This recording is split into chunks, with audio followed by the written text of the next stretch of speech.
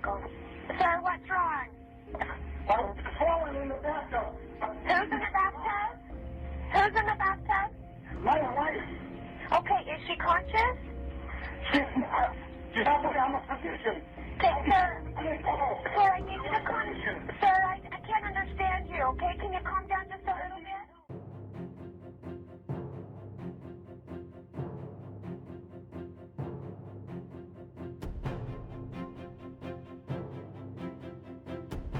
Michele McNeel underwent a facelift to remove the signs of aging from her face.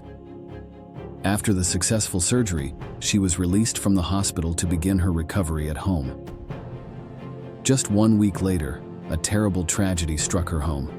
But was there a connection between the surgery and the tragedy? In our first case today, we'll discuss the McNeel family's life story, their very dark secrets, and the ensuing investigation.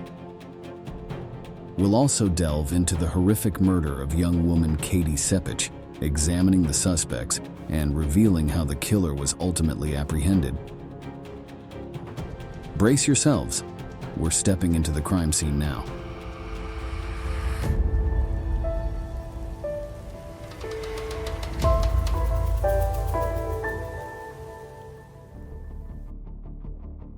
Michele and Martin McNeel lived in Utah, United States. They were married for 30 years. They met at a church event and decided to get married when Michele was only 21 years old. Martin was a psychiatrist and a practicing physician in his town. Before becoming a doctor, he served in the U.S. military. Michele, who once won a beauty contest, worked as a model for various assignments. She and her husband were very eager to have children and had 4 kids in just 5 years. The family grew as they adopted 4 more children. On April 11, 2007, Martin drove their daughters to school, while Michele continued her recovery at home. Alexis, who was at school, called to check on her mother. Michele had undergone facial surgery a week prior and was taking medication as she recuperated at home. Alexis took care of her, made sure she took her medicine, and attended to her needs before going back to school. Over the phone, Michele mentioned she was doing great and planned to pick up the girls from school. Martin, as usual, dropped off the girls at school before heading to work. That day held significance as Martin was to be honored for his professional achievements. After the ceremony, Martin collected his daughters from school. He took them home, arriving around 11:30 a.m. Upon arriving home, one of the children called out for Michele to no avail. Martin and the kids looked for her in the house and finally found her in the bathroom. To their shock, they found Michele motionless in the bathtub, still dressed. Martin called 911 and immediately started performing CPR while waiting for the ambulance. Okay, what's the problem, sir? Medical. Sir, what's wrong? I'm falling in the bathtub. Who's in the bathtub? Who's in the bathtub? My wife. Okay, is she conscious? I'm a physician. Okay, sir, I need you to calm. Sir, I can't understand you, okay? Can you calm down just a little bit? At that moment, a girl left the house and asked for help from the neighbors. Michele was lying on her back in the bathtub with her face under the faucet, and her feet were outside the tub. While Martin was tending to Michele, Alexis called, not realizing that he had already discovered the emergency. Emergency services arrived and administered first aid, but Michele's response was minimal, indicating her critical condition. Michele showed signs of life, making faint sounds indicating she was still clinging to life. Martin informed the rescue team that his wife had taken a significant amount of painkillers and expressed concern that she may have struck her head on the bathtub. Michele, who was 50 years old, was rushed to the hospital but died on the way. Doctors ruled her death natural, citing cardiovascular disease as the cause. Michele's funeral was held at a church on April 14, 2007. During his eulogy at the funeral, Martin spoke warmly of the cherished memories he had shared with Michele. Just 9 days after Michele's funeral, Martin hired Gypsy Willis as a live-in nanny for his 4 young children. Distressed by this decision, the children confronted him about his relationship with Gypsy. Martin insisted that Gypsy was merely a caregiver and coldly warned that any dissent could result in the children being sent away. The girls' unease was justified, as Gypsy was not only the nanny but also Martin's lover. Gypsy and Martin traveled to Wyoming, where she introduced him to her family as her fiancé. Just 3 months after his wife's death, Martin proposed to Gypsy. Alexis and her sister Rachel alerted law enforcement to start investigating Michele's death. They suspected foul play and thought Michele might have been a homicide victim. They asked for the case to be reopened and sought help from numerous officials, including the governor of Utah. Eventually, law enforcement assigned a toxicologist to investigate. Upon reviewing the toxicology report from the autopsy, the toxicologist discovered alarming levels of diazepam and oxycodone in Michele's bloodstream, both of which can significantly sedate a person. This finding led the doctor who reviewed the case to doubt the initial ruling of natural causes and to change the death certificate to undetermined. The police investigated Martin's background and discovered that he had committed fraud. In his youth, he had financed an extravagant lifestyle through fraud and deception. For these crimes, he was convicted and served a 6-month sentence in jail. Later on, the police re-examined Martin's past. They discovered that following his release from jail, he pursued a career in medicine. Using someone else's transcripts, he fraudulently secured a job offer from a medical school. Using the fraudulent documents, he gained admission to medical school and thus began his career under false pretenses. Martin left the military on the pretense of schizophrenia and collected war veteran benefits for over 3 decades. When Michele died, he searched for foster families for his 3 adopted children. He misleadingly sent his 16-year-old daughter, Giselle, to Ukraine under the guise of a summer vacation, only to commit further fraud. While Giselle was in Ukraine, Gypsy impersonated her to fraudulently obtain a social security number, an ID card, and a birth certificate. Martin and Gypsy admitted to lying about their birth dates, which led to a trial for their deceit. In 2009, they were convicted of identity theft, among other charges, and sentenced to 3 years in prison for fraud. Following his release from prison for fraud, Martin faced charges of first-degree murder and obstruction of justice in connection with his wife's death. The prosecution claimed that Martin intentionally killed his wife and had convinced Michele to undergo facial surgery to carry out the murder flawlessly. After the surgery, Martin allegedly gave Michele medication and then smothered her in their home. The trial revealed that Martin had exerted significant pressure on Michele to have the surgery. As Martin approached 50, Rachel and Alexis noticed significant changes in his behavior and lifestyle. He started to exercise, lose weight, and tan at the salon. Michele grew suspicious of Martin's fidelity due to his newfound preoccupation with his appearance and confronted him. Martin claimed his own efforts to improve his appearance inspired his suggestion that she undergo facial surgery. In March 2007, Michele expressed her suspicions about her husband to her daughter Alexis. Alexis checked the phone logs and discovered a number he often called.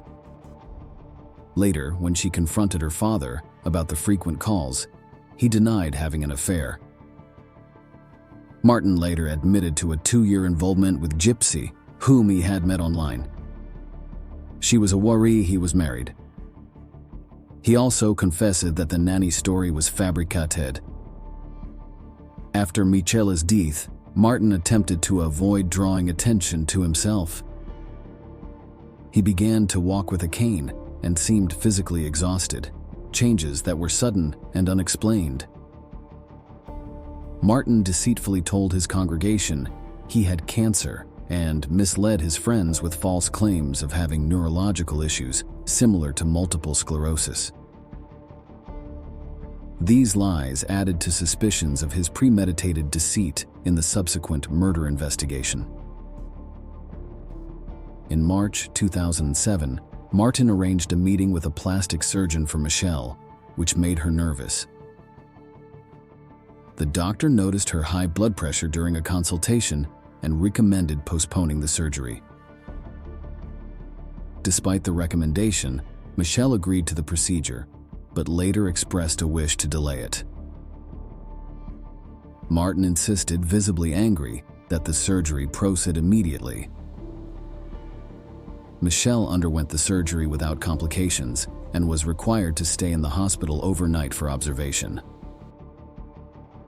Alexis testified that Martin was unhappy that Michele was required to stay in the hospital overnight and suggested she should go home, despite the surgeon's recommendation for an additional night's stay for recovery.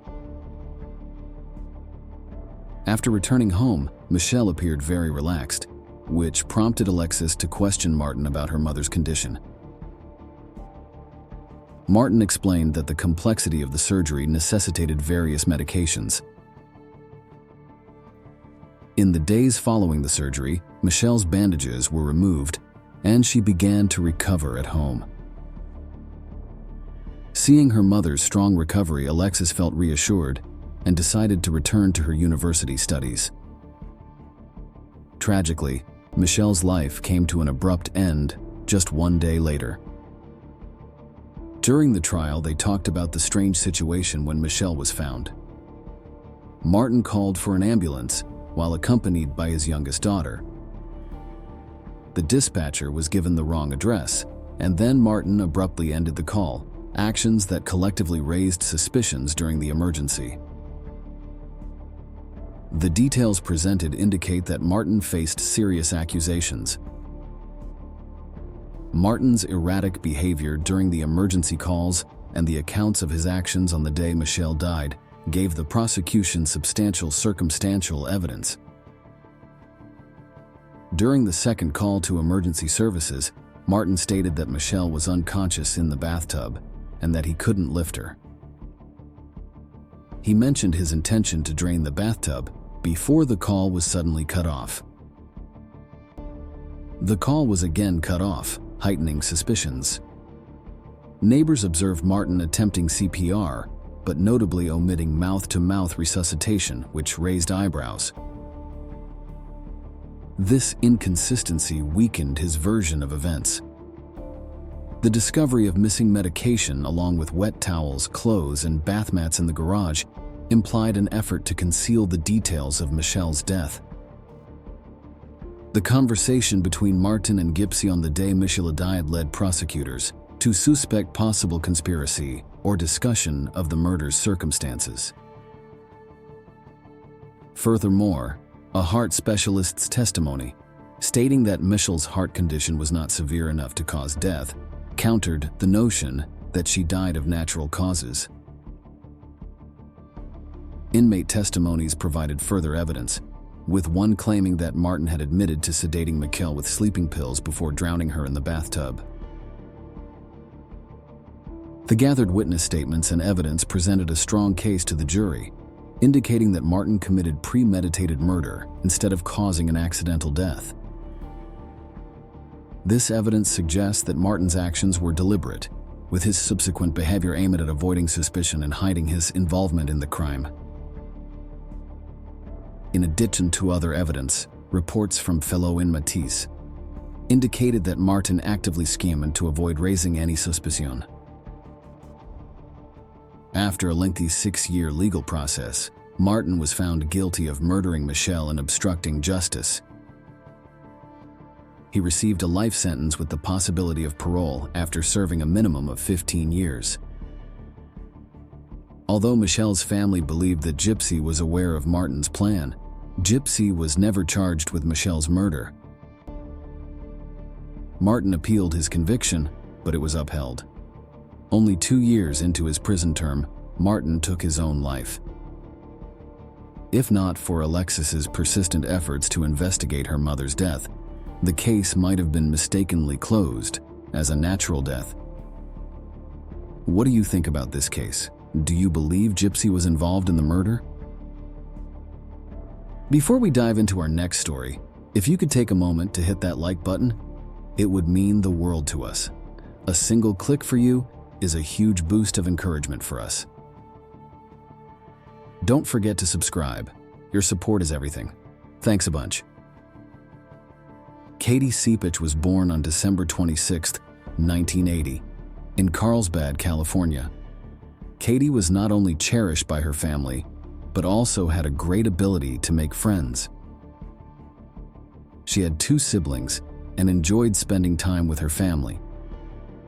She got her master's degree from New Mexico University and worked part-time as a waitress. When Katie talked to her mom about her plans, she said, "I don't know what I want to do yet, but I want to make a change in the world."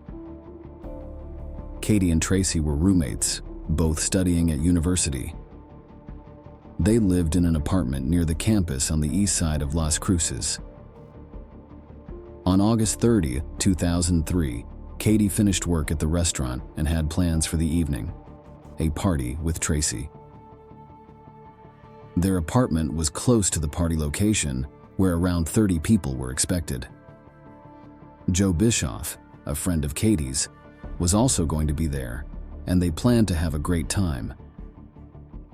Most of the party guests, including Tracy and Joe, spent the night at that location. Tracy got anxious when she didn't find Katie the next morning. She tried calling her multiple times, but couldn't get through. Hence, she reached out to Joe and inquired about Katie's whereabouts. Joe recalled seeing her last at the party around 3 a.m., noting that she seemed eager to head back home, though he was unsure of the reason. Oddly, Katie didn't take her bag, phone, or keys with her. Tracy contacted their shared friends, but none had information about Katie's whereabouts. Tracy checked with nearby hospitals, but no records showed Katie's admittance. Growing increasingly worried, Tracy called Katie's family to ask, "Have you spoken to Katie today?" This call revealed Katie's disappearance, which prompted the family to report it to the police. The search for Katie Sepich ensued, and the family soon received tragic news. The police had discovered Katie's body. Her body was discovered at a landfill in the southern region by 2 individuals who were there for target shooting. Her lower body was unclothed, and she was found lying on her stomach with her legs apart. There were marks on her neck and scratches on her arms and legs. She was raped, drowned, and burned. Although there were severe burns on her body, it was determined that drowning was the cause of death. Police investigated the crime scene, but no signs of a struggle were found. Investigators believe the crime occurred in a different location, and then the victim was brought to this spot. During a search of Katie's apartment, they found that the window was closed but had been tampered with from the outside. Her shoes were found in the garden. It is unclear what occurred after she returned home, but there were indications of a struggle outside the bedroom window. DNA was discovered under her fingernails, and foreign DNA was found in swabs taken from her vagina. They developed a DNA profile and added it to the CODIS database, but no match was made. According to the police theory, Katie was meant to return home that day. Realizing she had left her keys at the party, she presumably didn't want to retrieve them. It is suspected that she attempted to enter her bedroom via the window, which is likely where she encountered her assailant. In a tragic turn of events, she was attacked from behind, sexually assaulted, and then drowned in her garden. The police interviewed all the party attendees and compiled important information. They learned that Katie had seen Joe kissing another person at the party, leading to a substantial argument and her profound disappointment. Subsequently, she departed from the party house, inadvertently leaving her belongings behind. Joe became a person of interest after he failed to mention this incident to the authorities, leading to further questioning. Nonetheless, Joe insisted that he had not seen Katie post-party. Later, Joe changed his statement, saying he drove to his house to check on Katie, yet he remained in the car.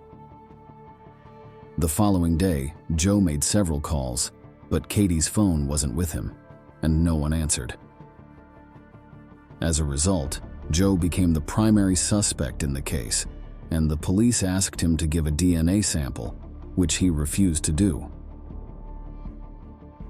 Eventually, after much pressure, Joe provided a DNA sample, and it was examined, but no match was discovered. The suspect's release horrified young women in the town, who demanded action from the police, fearing the murderer might strike again. Katie's unsolved murder case was eventually classified as a cold case. 3 years after the crime, authorities arrested 27-year-old Gabriel Avila and reopened the case. The police announced that Avila was in custody. He was imprisoned for theft and resisting arrest. His DNA was collected and entered into national databases. Gabriel's DNA matched the samples found under Katsy's fingernails. Upon questioning Gabriel's wife, the police uncovered crucial information. She disclosed finding Katsy's ring in his truck. The police interrogated Gabriel, who originally denied being involved in Katie's death. But when they presented him with the ring, Gabriel admitted to the crime. On the night of the incident, Gabriel was driving his truck to buy cocaine when he nearly collided with Katie. After she stopped her car, it was Gabriel who asked Katie if she needed any assistance. Katie assured him that she was fine and that she lived just a few blocks away, so he drove off. Later that night, Gabriel saw Katie again near her home and decided to follow her. He saw her struggling at her window and approached her under the guise of offering help. Katie explained that she was trying to get in through the window because she had left her keys.